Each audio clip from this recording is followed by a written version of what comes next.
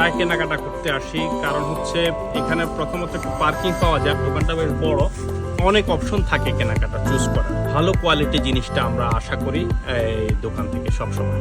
ধন্যবাদ।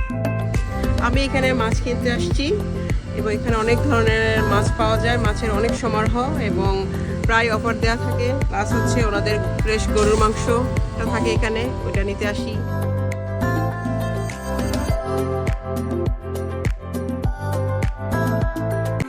বিডি বাজার বরবিগড়ে আপনাদেরকে স্বাগত।